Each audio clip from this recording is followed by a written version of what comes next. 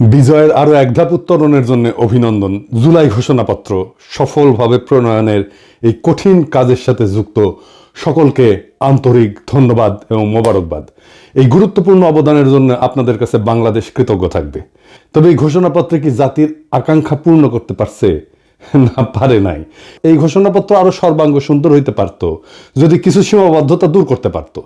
এটা হয় নাই সম্ভবত দুইটা কারণে। এক, রাজনৈতিক দলগুলোর মধ্যে অর্গানিক ইন্টেলেকচুয়াল ক্যাপাসিটি বা বুদ্ধিবৃত্তিক ক্যাপাসিটি এটা না থাকা, বা নেহাইতি বিপ্লবের আকাঙ্ক্ষা বুঝতে ব্যর্থ হওয়া। আমি এই জন্যই বলি যে বিপ্লবের আকাঙ্ক্ষা প্রচলিত রাজনৈতিক দলগুলো ধারণ করতে না পারলে নতুন রাজনৈতিক শক্তি উত্থিত হবে। আসেন এখন আমার মতে এই ঘোষণাপত্রে 5টা প্রধান সীমাবদ্ধতা নিয়ে আলাপ করি। অনেকেই অনেক বিষয় নিয়ে আলাপ করতেছেন, সবগুলোই ভ্যালিড। আমি সেই আলাপগুলো আবার নতুন করে আমার আলাপের মধ্যে ঢুকায় আমার আলাপের কলেবর বাড়াইতে চাই না। তবে যে আলাপগুলো এখনো জনপরিসরে আসে নাই সেগুলো নিয়েই আজকের আলাপ করব। আসেন আল্লাহর নামে শুরু করি। ঘোষণাপত্রে উপনিবেশিক শক্তির বিরুদ্ধে দীর্ঘ লড়াই সংগ্রামের কথা বলা হয়েছে, কিন্তু ব্রিটিশ উপনিবেশিক শাসনের বিরুদ্ধে এই অঞ্চলের মানুষের লড়াইয়ের ধরন কেমনে হয়েছে, এই লড়াইটা, তার কর্তা সত্তা এবং রাষ্ট্র বাসনার যে অর্জন 1947 সালে পূর্ব পাকিস্তানের স্বাধীনতা প্রাপ্তির কথা এই ঘোষণাপত্রে উল্লেখ নাই। সত্য উচ্চারণে এরকম হীনমন্যতা, পূর্বপুরুষের বীরত্বপূর্ণ অবদানকে এড়ায় যাওয়া, তাদের মহান আত্মত্যাগের স্মৃতি অনুচ্চারিত রাখাটা ঘুরে ফিরে ওই একই বাঙালি জাতীয়তাবাদী বয়ানের রেখে যাওয়া, স্থির করে দেওয়া বিন্দু থেকে আমাদের ইতিহাসকে দেখার পাঠ করার যে অলাথ চক্র তার মধ্যে আটকায় গেল। তার মানে আওয়ামী লীগের ইতিহাস যেরকম 52 সাল থেকে শুরু হয়, ঠিক একই জায়গা থেকে ওনাদের ঘোষণাপত্রের ইতিহাস শুরু হইল। এখানে দুইটা রাজনৈতিক টার্ম আমাদের একটু বুঝতে হবে। কর্তা সত্তা, ইংরেজিতে বলে এজেন্সি, কি সেটা? আমরা আগে দেখতাম যে রাজনৈতিক দলগুলো রাজনৈতিক লড়াই করে, তাদের কর্মীরা করে। 2024-এ কোনো রাজনৈতিক দল লড়াই সংগঠিত করছে, নেতৃত্ব দিচ্ছে? নাই। জনতাই রাজনৈতিক লড়াইয়ের নির্মাতা হয়েছেন। এটাই কর্তা সত্তা, এজেন্সি, নিজের ভাগ্যের নিয়ন্তা নিজেই হয়ে ওঠা। 2024 সালের বর্ষা বিপ্লব আমাদের দেখাইছে যে সাধারণ মানুষ চাইলে নিষ্ক্রিয় দর্শক বা শাসিত প্রজাতিকা দেশের রাজনীতির সবচেয়ে বড় খেলোয়াড় বা সক্রিয় কর্তা হয়ে উঠতে পারে। যখন জনগণ নিজের শক্তি সম্পর্কে সচেতন হয় এবং সেই শক্তি প্রয়োগ করার জন্য ঐক্যবদ্ধ হয়ে মাঠে নামে, তখনই জন্ম নেয় সত্যিকারের রাজনৈতিক কর্তা সত্তা, যেটা হয়েছে 2024 সালে। তো এই রাজনৈতিক কর্তা সত্তা জনগণের থাকায় লাভ কি, না থাকলে ক্ষতি কি? জনগণের রাজনৈতিক কর্তা সত্তা বা এজেন্সি একটা দেশের জন্য খুবই গুরুত্বপূর্ণ। সহজ ভাষায় এটা হলো জনগণের সেই ক্ষমতা যার মাধ্যমে তারা নিজেদের ভাগ্য নির্ধারণে সক্রিয় ভূমিকা পালন করে। এর থাকা বা না থাকার উপরে দেশের ভবিষ্যৎ এবং নাগরিকদের জীবনযাত্রার মান নির্ভর করে। যখন একটা দেশের মানুষের রাজনৈতিক এজেন্সি বা কর্তা সত্তা থাকে, তার অনেক ভালো ফল আছে। যেমন সরকারের জবাবদিহিতার স্বচ্ছতা নিশ্চিত হয়।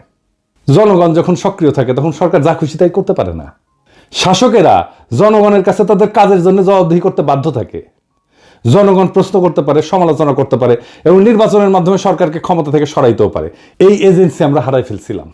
নাগরিক অধিকার সুরক্ষিত থাকে, মানে রাজনৈতিকভাবে সচেতন এবং সক্রিয় জনগণ তাদের সাংবিধানিক এবং মানবিক অধিকার, যেমন বাক স্বাধীনতা, সমাবেশের স্বাধীনতা, ন্যায় বিচার পাওয়ার অধিকার, এই সম্পর্কে সজাগ থাকে।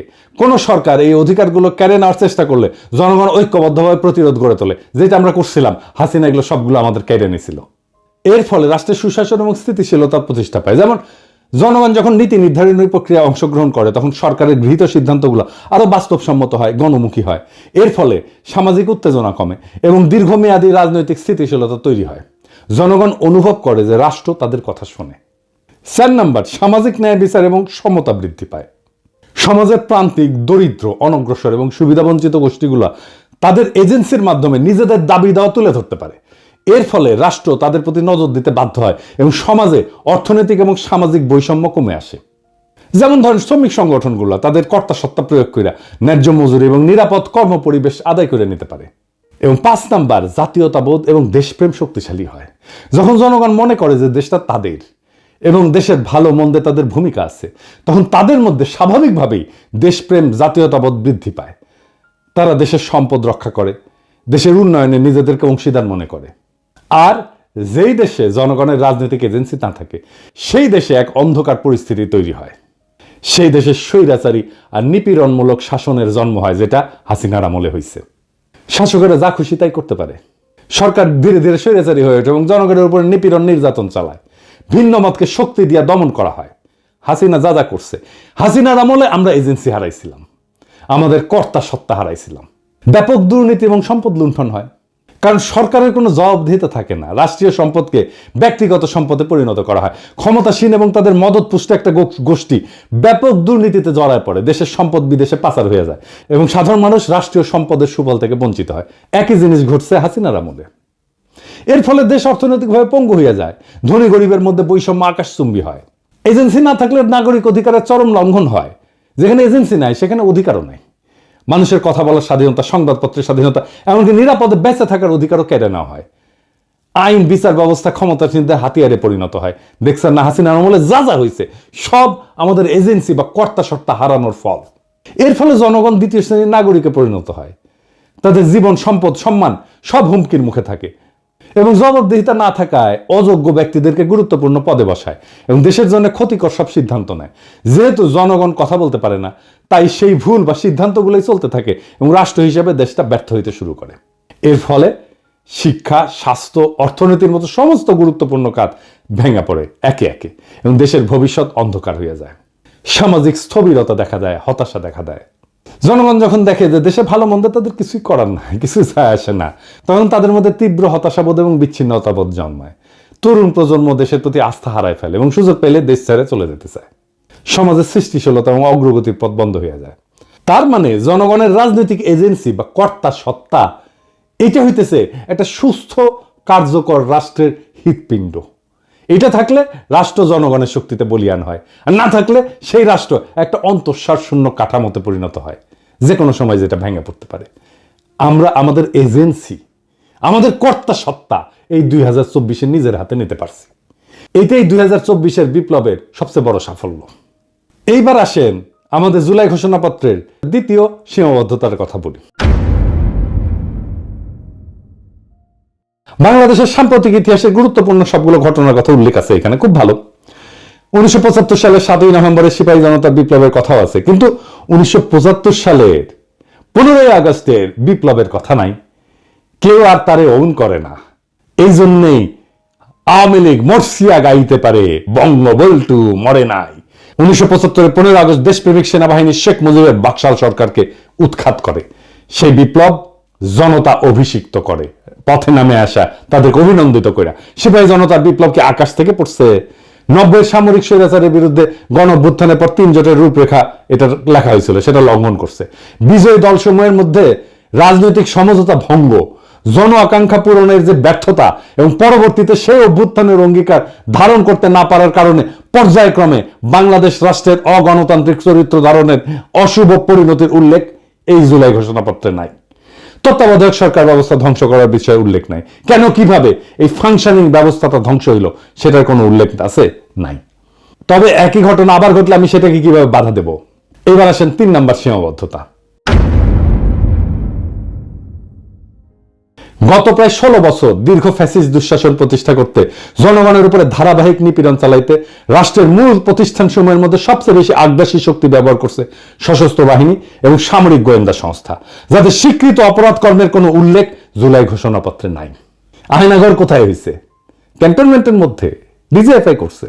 এতেও 36শে জুলাই পর্যন্ত হেলিকপ্টার ব্যবহার কইরা, খুন জখম কারফিউ জারি কইরা, ইন্টারনেট বন্ধ কইরা, সেনাবাহিনী নামায় গুলি চালানোতে নেতৃত্ব প্রদানকারী খুনি জেনারেল চক্রের সকল রাষ্ট্রদ্রোহী অপরাধের ঘটনাগুলো লুকায় ফেলা হয়েছে। স্পষ্ট কইরা সেনাবাহিনীর তরুণ সৈনিক অফিসারদের অংশগ্রহণের সংগ্রামী বৈশিষ্ট্যের কথা না বইলা সাধারণভাবে জনসাধারণের পক্ষে সেনাবাহিনীর অবস্থান গ্রহণের কথা উল্লেখ করা হয়েছে। সত্য কথা, ইনসাফের কথা, ন্যায়ের কথা এবং সঠিক কথাটা হইতেছে যে মার্চ টু ঢাকা কর্মসূচির দিন 36শে জুলাই বা 5ই আগস্ট বিপুল গণস্রোত এবং প্রধানত সৈনিকদের চাপের মুখে শীর্ষ সামরিক নেতৃবৃন্দ চূড়ান্ত এবং শেষ পর্বে গণ অভ্যুত্থানে বাধা না দিয়া 5 তারিখে আরো প্রাণহানি এবং রক্তক্ষয় এবং জাতীয় বিপর্যয় এড়াইতে সহায়তা করছে। 4 নম্বর সীমাবদ্ধতা। হাসিনার ফ্যাসিবাদী শাসন প্রতিষ্ঠার পেছনে ব্যবহৃত সবচেয়ে দুর্বিষহ অস্ত্র সাংস্কৃতিক যুদ্ধের নাম ছিল ইসলামোফোবিয়া। দেশের ধর্মপ্রাণ সংখ্যাগরিষ্ঠ মানুষ, আলেম ওলামা, মাদ্রাসা ছাত্রদের বিরুদ্ধে লাগাতার এই অস্ত্র ব্যবহার করে হাসিনা যুদ্ধ চালায় গেছে।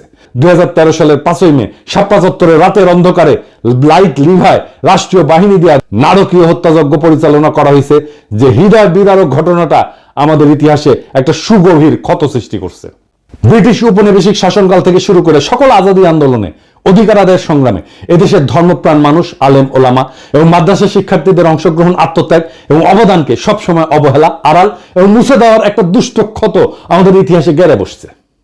এই উগ্র জাতীয়তাবাদী তথাকথিত প্রগতিশীল দুষ্ট ক্ষতের ইতিহাস আবার পুনরাবৃত্ত হয়েছে।